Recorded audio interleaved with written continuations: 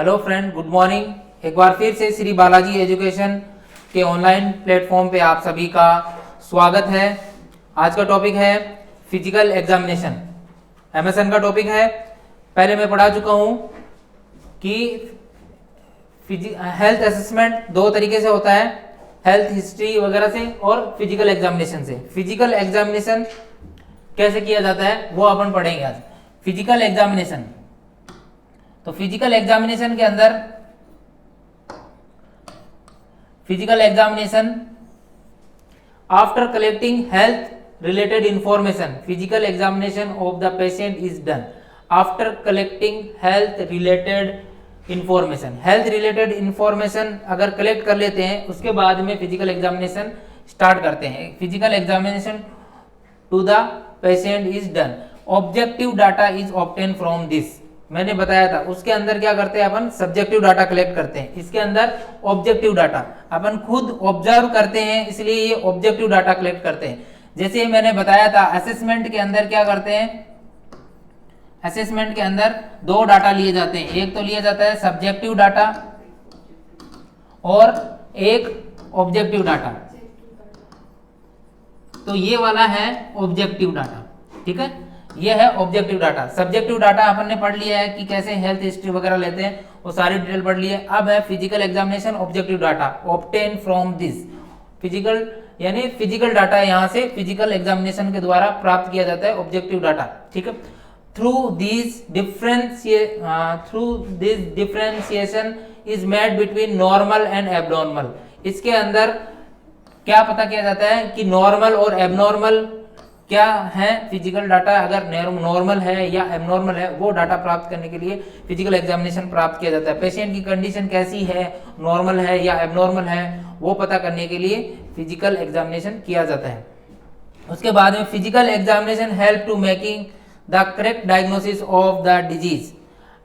क्या करता है फिजिकल एग्जामिनेशन, करेक्ट डायग्नोसिस पता करने के लिए फिजिकल एग्जामिनेशन जरूरी है। Physical examination help in making the correct diagnosis. Correct diagnosis है वो पता करने के लिए फिजिकल एग्जामिनेशन करते हैं। डायग्नोसिस जैसे कोई भी पेशेंट को कुछ भी प्रॉब्लम है वो पता करने के लिए डायग्नोसिस करते हैं। The disease of making the right treatment plan accordingly. और फिजिकल एग्जामिनेशन में क्या होता है कि अगर आप फिजिकल एग्जामिनेशन सही करते हो तो उसका डायग्नोसिस परफेक्ट बनेगा और उसका ट्रीटमेंट भी हेल्प मिलेगी, अकॉर्डिंग टू उसका ट्रीटमेंट भी चलेगा। जैसे डायग्नोसिस बनाते हो कि फीवर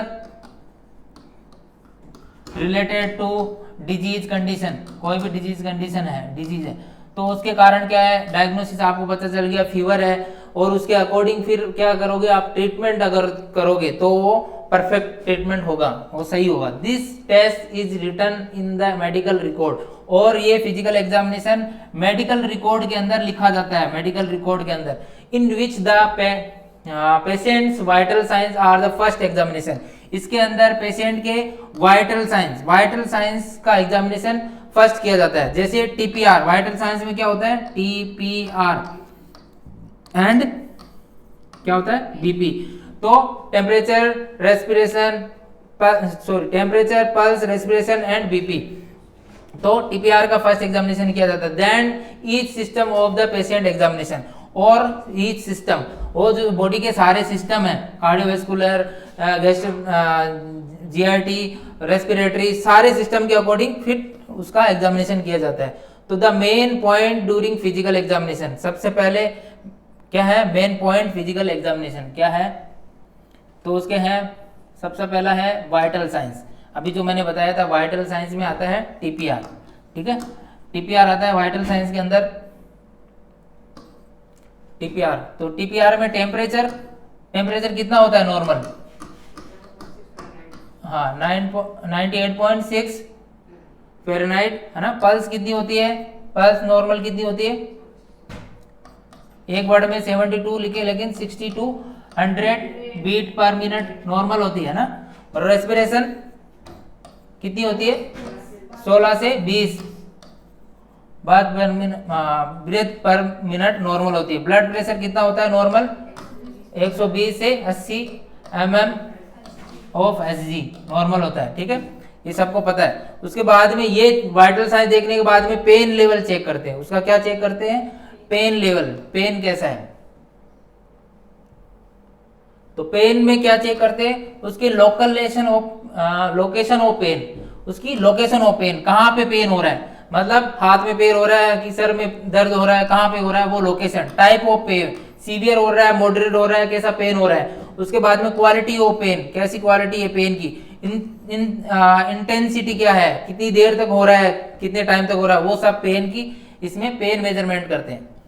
ठीक है। उसके बाद में न्यूरोलॉजिकल फंक्शन, पेशेंट के न्यूरोलॉजिकल फंक्शन क्या है, ओरिएंटेशन है कि लेवल ऑफ कॉन्शियसनेस क्या वैसा है, मतलब ओरिएंटेड है या डिसओरिएंटेड है, वो पता करने के लिए न्यूरोलॉजिकल फंक्शन। तो ओरिएंटेड है मतलब स्टेबल है, मतलब सही से काम कर रहा है। डिसओरिएंटेड मतलब वो सही नहीं है। उसके बाद में लेवल ऑफ कॉन्शियस, कौन सा कॉन्शियस लेवल कैसा है, वो कॉन्शियस है कि सेमी कॉन्शियस है या फिर अनकॉन्शियस है। ठीक है। या तो पेशेंट होगा कॉन्शियस,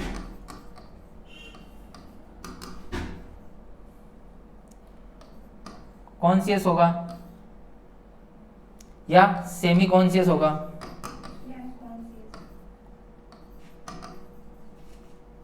या अनकॉन्शियस होगा।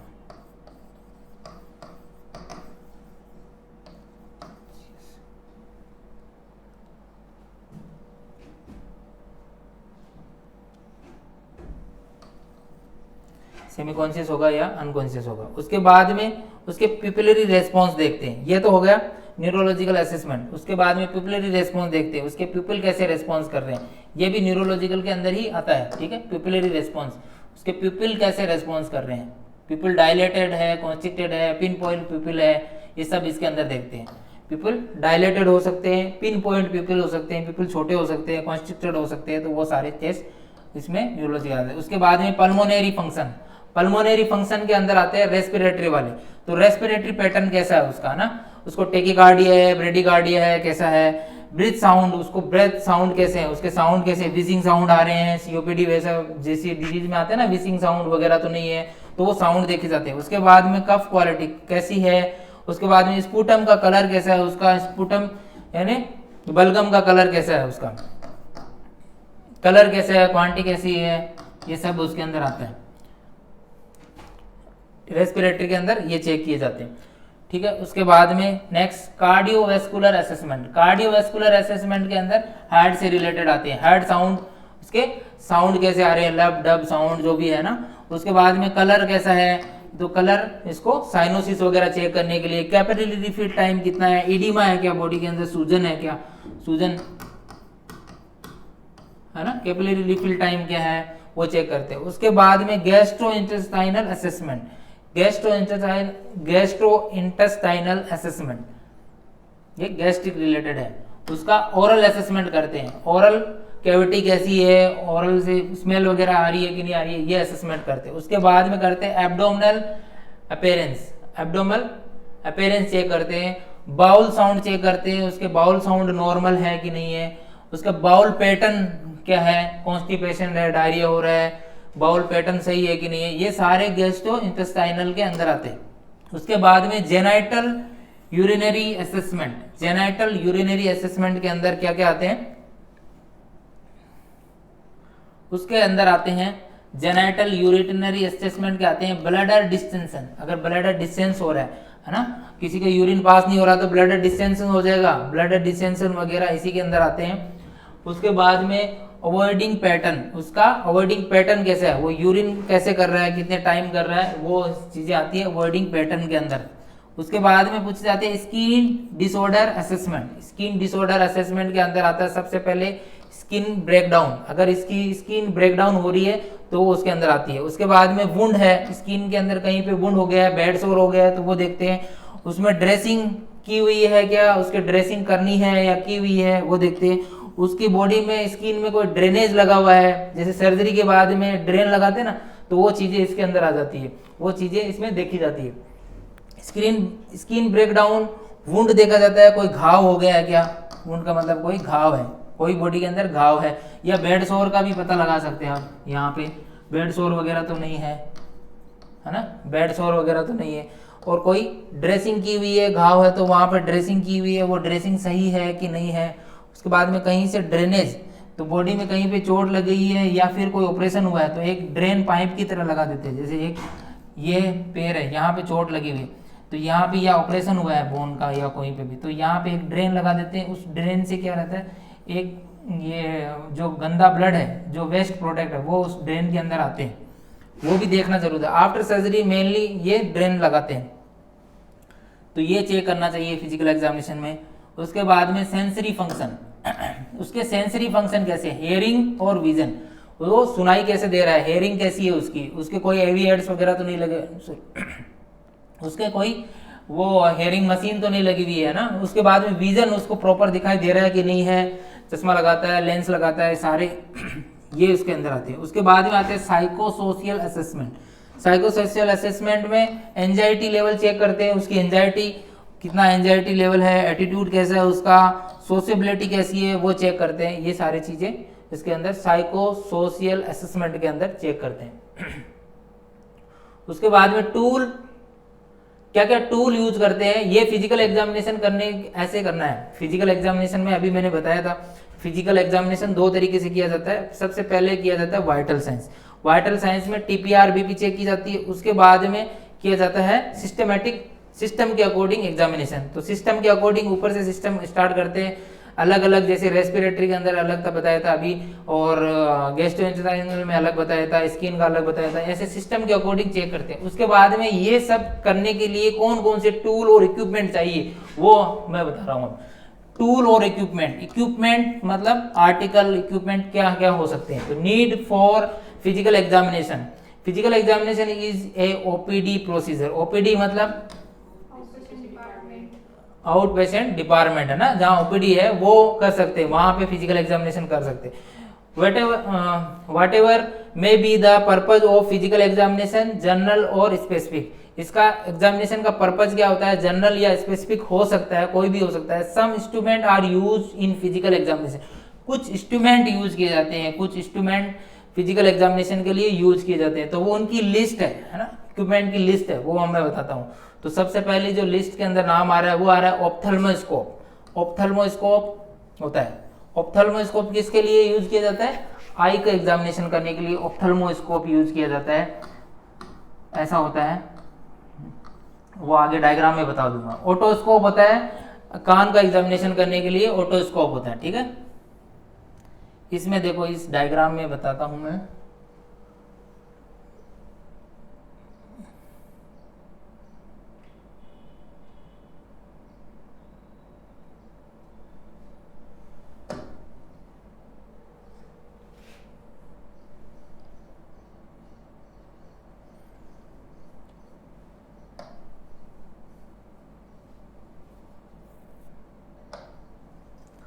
तो ये है देखो ऑप्थेल्मोस्कोप, ये जो है ऑप्थेल्मोस्कोप है।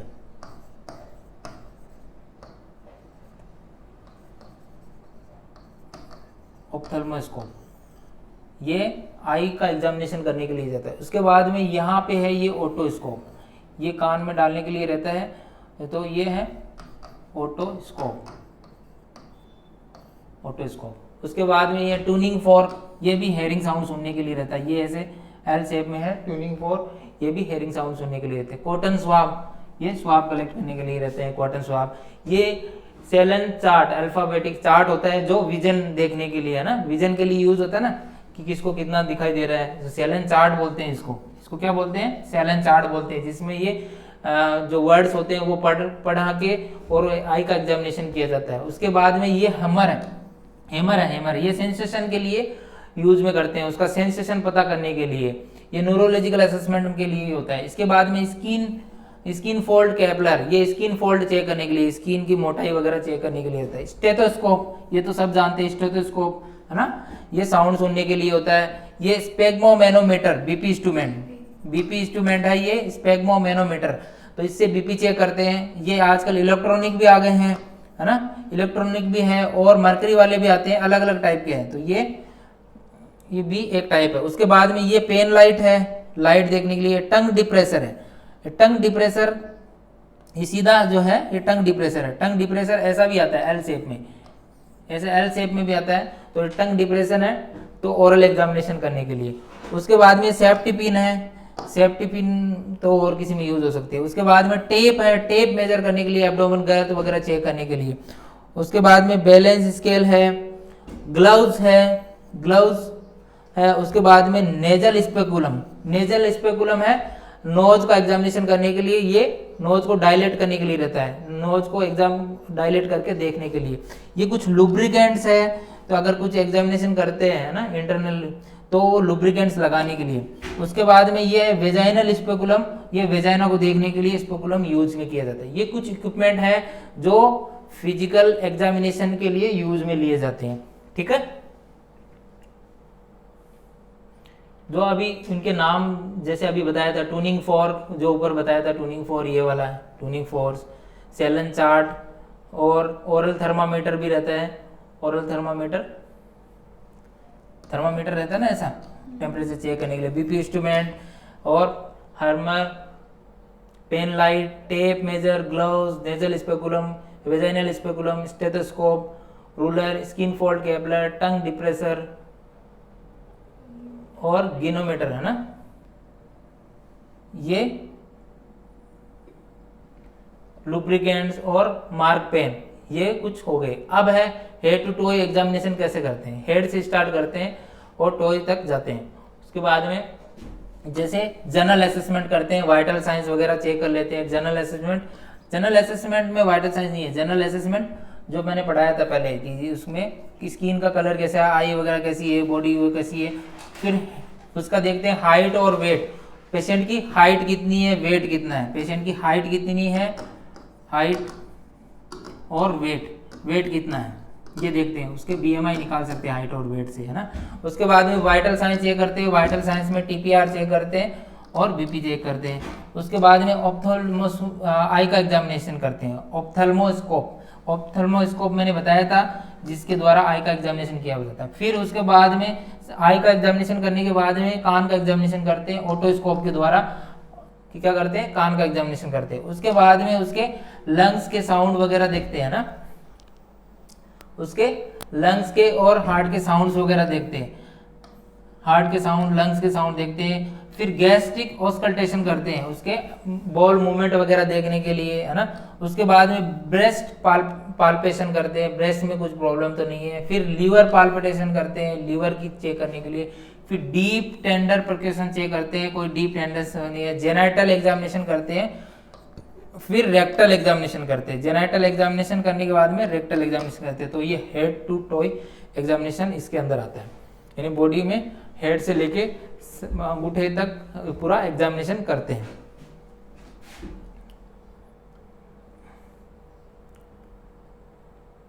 उसके बाद में ये एग्जामिनेशन करने के लिए कुछ पोजीशन देनी पड़ती है ना। एग्जामिनेशन करने के लिए examination given to the various physical examination, position given to patient in various physical examination. Examination करने के लिए हमेशा फिजिकल एग्जामिनेशन करने के लिए कुछ बॉडी पेशेंट को क्या है, पोजीशन देनी पड़ेगी। परफेक्ट पोजीशन में कुछ एग्जामिनेशन हो सकते हैं। तो सबसे पहले है पोजीशंस, कौन सी है सबसे पहली पोजीशन, कौन सी है पोजीशंस, एक मिनट,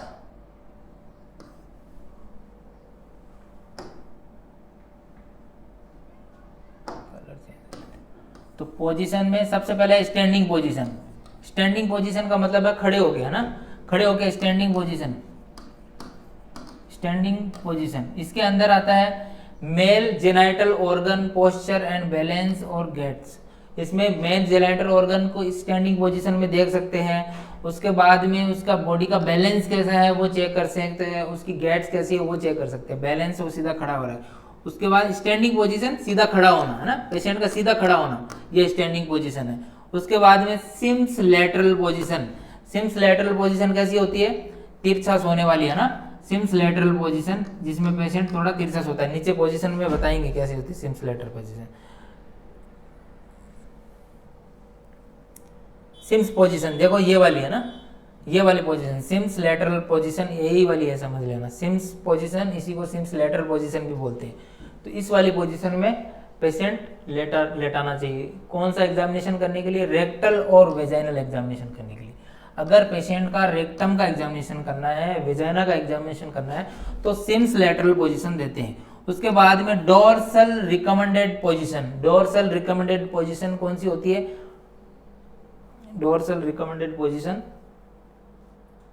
इसमें नहीं बताई है। डोर्सल रिकमेंडेड पोजीशन होती है, पेशेंट ऐसे सुपाइन पोजीशन में लेटा रहता है, लेकिन पैर ऐसे फोल्ड रहते हैं। ये पैर इसमें सीधे हैं, पैर इसमें सीधे हैं, लेकिन इसमें क्या रहता है? पैर ऐसे फोल्ड रहते हैं, तो वो होती है dorsal recommended position. Dorsal recommended position में हेड का एग्जामिनेशन कर सकते हैं, neck, chest, axilla examination, breast examination, extremities, perineal pulse. Dorsal examination के अंदर रहते हैं ज्यादातर, और पेरिनियल एरिया का एग्जामिनेशन कर सकते हैं। फीमेल के अंदर अगर वेजाइना का एग्जामिनेशन करना है तो डोर्सल रिकमेंडेड पोजीशन देते हैं। डोर्सल रिकमेंडेड पोजीशन देते हैं जिसके अंदर पैर ऐसे फोल्ड रहते हैं और पेशेंट सुपाइन पोजीशन में लेटा रहता है। तो उसके अंदर हेड, चेस्ट, एक्जिला और लंग्स वगैरह ये भी कर सकते हैं, और जो पेरिनल एरिया के जो है वो एग्जामिनेशन कर सकते हैं। उसके बाद में सुपाइन पोजीशन। सुपाइन पोजीशन सीधा लेटाना, ये जो पोजीशन है ना, ये जो पोजीशन है एकदम सीधा लेटा हुआ है, जो एकदम सीधा लेटा हुआ है, वो वाली पोजीशन क्या करती है? ये वाली पोजीशन सुपाइन पोजीशन कहलाती है, जो सीधा लेटा हुआ है। तो सीधा लेटा हुआ व्यक्ति का क्या क्या एग्जामिनेशन कर सकते हैं? हेड एग्जामिनेशन कर सकते हैं, नेक एग्जामिनेशन कर सकते हैं, चेस्ट का एग्जामिनेशन कर सकते हैं, एक्जिला का एग्जामिनेशन कर सकते हैं, लंग्स, ब्रेस्ट का एग्जामिनेशन करते हैं, एक्सट्रीमिटीज और पेरिनियल पल्स वगैरह चेक कर सकते हैं। ये सारे चेक सुपाइन पोजीशन में करते हैं। उसके बाद में है प्रोन पोजीशन। प्रोन पोजीशन यानी उल्टा लेटा हुआ व्यक्ति, ऐसे उल्टा लेटा हुआ दिखता है, तो इसके अंदर प्रोन पोजीशन, इसके अंदर हिप का एग्जामिनेशन और बैक का एग्जामिनेशन किया जाता है। जब उल्टा लेता है तो वहां पे बैक का एग्जामिनेशन कर सकते हैं और हिप का एग्जामिनेशन कर सकते हैं। उसके बाद में नी चेस्ट पोजीशन। नी चेस्ट पोजीशन कौन सी होती है? नी चेस्ट पोजीशन ये वाली है। नी चेस्ट पोजीशन ये पोजीशन जिसमें पेशेंट ऐसे नी चेस्ट पोजीशन में लेटा रहता है। तो इसमें कौन सा एग्जामिनेशन कर सकते हैं? उसमें रेक्टम का एग्जामिनेशन कर सकते हैं, रेक्टम एग्जामिनेशन कर सकते हैं। तो ये नी चेस्ट पोजीशन है। इसके बाद में ये लिथोटोमी पोजीशन है, ये फीमेल में पेरिनल एरिया के एग्जामिनेशन करने के लिए दी जाती है। पेरिनल एरिया एग्जामिनेशन करने के लिए, वेजाइना वगैरह, रेक्टम वगैरह एग्जामिनेशन करने के लिए दी जाती है। ये टेंडलनबर्ग पोजीशन है। ये पोजीशन वैसे मोस्टली स्ट्रोक वाले पेशेंट को दी जाती है। इस पोजीशन में भी एग्जामिनेशन कर सकते हैं। उसके बाद में फॉवलर पोजीशन, ये हाई फॉवलर पोजीशन है, जो 90 डिग्री पे है, ये हाई फॉवलर पोजीशन है। इसमें सेमी फॉवलर पोजीशन होती है, थोड़ी सी तिरछी होती है, तो 45 डिग्री पे होती है, ये सेमी फॉवलर पोजीशन होती है। उसके बाद में थोड़ी और जो नीचे होती है, ये 35 डिग्री के करीब होती है, वो सेमी फॉवलर पोजीशन होती है। 45 डिग्री के करीब होती है, वो होती है फॉवलर पोजीशन, और ये हाई फॉवलर पोजीशन है। जो 90 डिग्री में होती है वो हाई फॉवलर पोजीशन कहलाती है। तो ये पोजीशन देते हैं। सिम्स पोजीशन मैंने बता दिया। ये लेटरल पोजीशन है, ये भी रेक्टम का एग्जामिनेशन करने के लिए और रेक्टम का एग्जामिनेशन करने के लिए दी जाती है। एनिमा लगाने के लिए लेटरल पोजीशन दी जाती है, एनिमा लगाने के लिए ये पोजीशन दे सकते हैं, ये भी दे सकते हैं। तो ये कुछ पोजीशंस हैं। इसमें लिथोटोमी पोजीशन मैंने जो अभी बताया था, लिथोटोमी पोजीशन क्या होती है? फीमेल के जेनाइटल एरिया और रेक्टम को एग्जामिनेशन करने के लिए, फीमेल के वेजाइना वगैरह और रेक्टम को एग्जामिनेशन करने के लिए कौन सी लिथोटोमी पोजीशन दी जाती है। तो ये पोजीशन आई होप सबको समझ में आ गई होगी।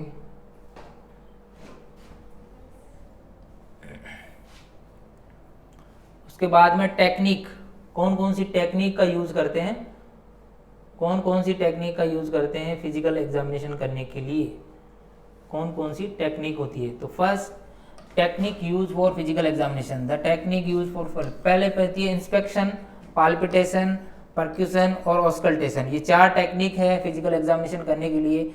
ऑस्कल्टेशन, उसके बाद में फर्स्ट पढ़ेंगे अपन इंस्पेक्शन। इंस्पेक्शन का मतलब है देखना ना, इंस्पेक्शन का मतलब होता है देखना।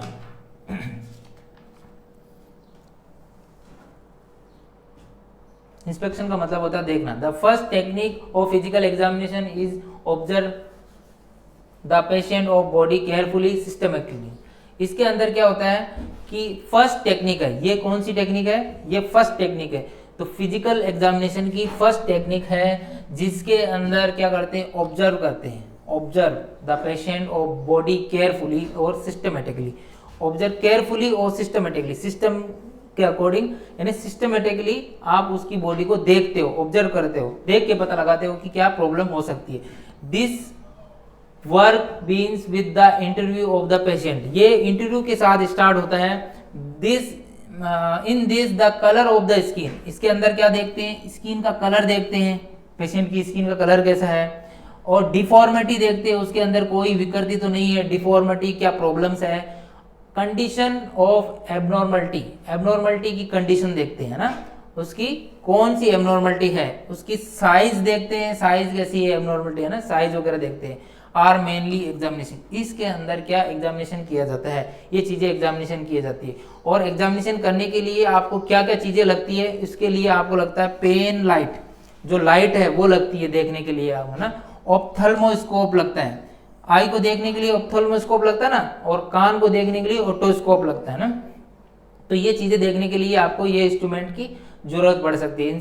तो ophthalmoscope are use for inspection eye and ears, I sorry only eye है, और ईयर के लिए ओटोस्कोप होता है, जो मैंने बताया था ओटोस्कोप होता है ना, आई के ईयर के लिए ओटोस्कोप होता है।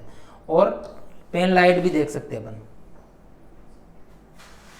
उसके बाद में the following point are important during observation, कौन से पॉइंट्स हैं जो ऑब्जर्वेशन के लिए इंपॉर्टेंट है। There should be enough light in the room, अगर आपको इंस्पेक्शन करना है तो रूम के अंदर प्रॉपर लाइट होनी चाहिए, लाइट होगी तभी आप क्या कर सकते हो, एग्जामिनेशन अच्छे से कर सकते हो। तो प्रॉपर लाइट क्या होनी चाहिए, प्रॉपर लाइट होनी चाहिए।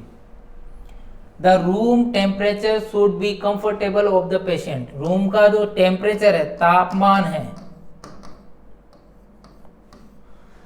वो क्या होना चाहिए, कंफर्टेबल होना चाहिए पेशेंट के लिए, आरामदायक कंफर्टेबल होना चाहिए, जिसके अंदर पेशेंट का टेम्परेचर। अगर ऐसे है कि वहां पे बहुत ज्यादा गर्मी हो रही है, पसीना आ रहा है तो प्रॉब्लम हो सकती है, ज्यादा सर्दी हो रही है तो भी पेशेंट को प्रॉब्लम हो सकती है। तो इसलिए रूम का टेम्परेचर पेशेंट के लिए कंफर्टेबल होना चाहिए। It is necessary to have complete exposure of part to B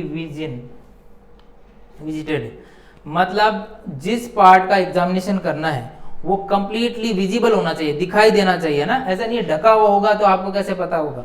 तो जो पार्ट का आप एग्जामिनेशन कर रहे हो वो एक्सपोजर क्या होना चाहिए, कंप्लीटली खुला हुआ एक्सपोजर दिखाई देना चाहिए, एक्सपोजर विजिबल होना चाहिए, विजिटेड होना चाहिए, है ना। उसके बाद में एग्जाम्पल में क्या क्या देखते हो आप इंस्पेक्शन के अंदर, है ना, क्या क्या देखते हो, कलर देखते हो, जैसे स्किन का कलर देख रहे हैं, है ना, कैसा है, ज्यादा साइनोसिस तो नहीं है, नीला तो नहीं पड़ रही है कहीं से, तो कलर वगैरह चेक करते हो। साइज चेक करते हो, जैसे आई की साइज, पिपल वगैरह साइज चेक करते हैं।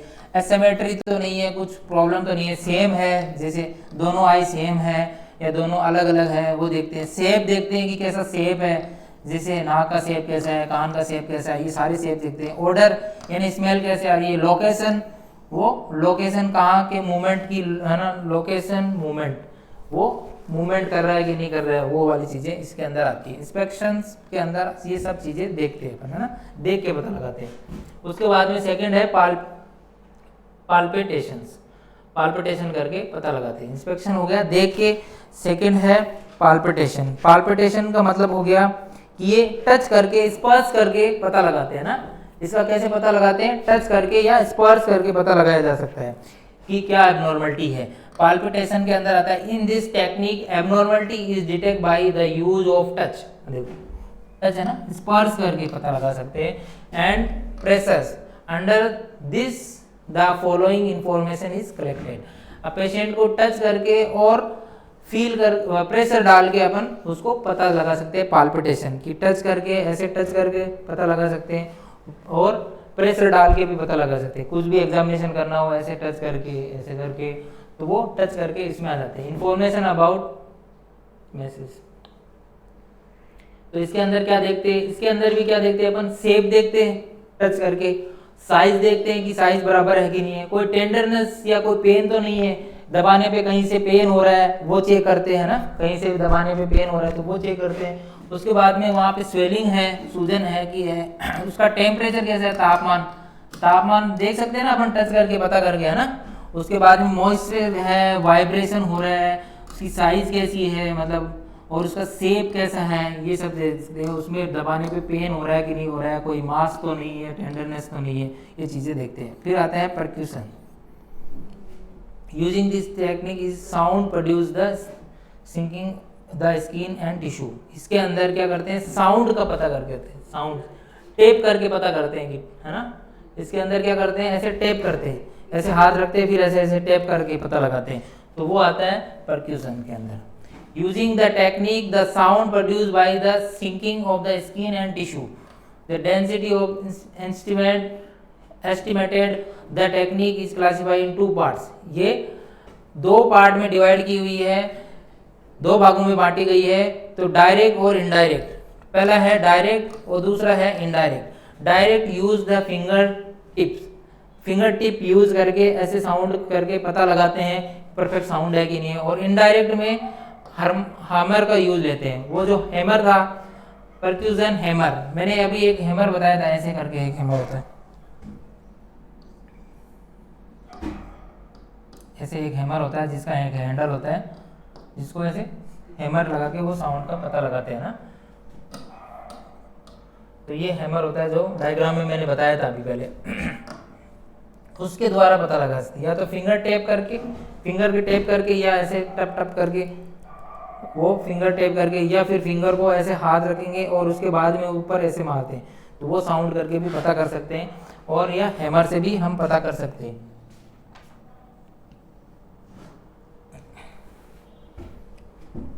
इसके अंदर क्या देखते हैं अपन, इसके अंदर देखते हैं फ्लैट एंड साउंड। इसके अंदर एग्जांपल क्या देखते हैं, फ्लैट साउंड। फ्लैट साउंड, जैसे फ्लैट साउंड किस में आते हैं, मसल टिश्यू के फ्लैट साउंड सुनाई देते हैं। ये अगर आप साउंड वैसे करोगे तो फ्लैट साउंड सुनाई देंगे, जो कि थाई के ऊपर देखा जा सकता है। उसके बाद में डल साउंड, ये फ्लूइड फील टिश्यू जिसमें स्प्लीन में देखा जा सकता है, ये डल साउंड जैसा लगता है। उसके बाद में रेजोनेंस, जो एयर फील टिश्यू, ये लंग्स के साउंड देखने को मिल सकते हैं।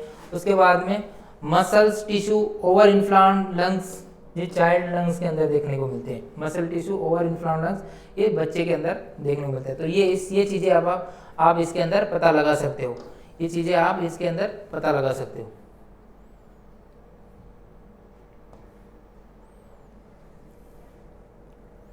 उसके बाद में नेक्स्ट है चौथा नंबर ऑस्कल्टेशन। 4th नंबर क्या है, auscultation. Auscultation is technique. By this technique is abnormality is detected by the listening to the internal sound to stethoscope। Stethoscope होता है उसके द्वारा, स्टेथोस्कोप होता है ना ऐसा, जिसके द्वारा जो कान में डाला जाता है ना, स्टेथोस्कोप। डायग्राम इतना अच्छा नहीं बना।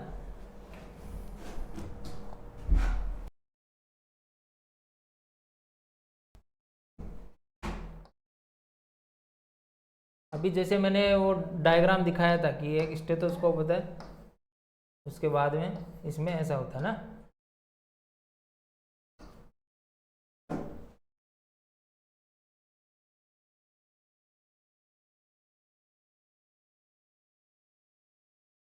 एक मिनट रुकना, माउस को टच करो।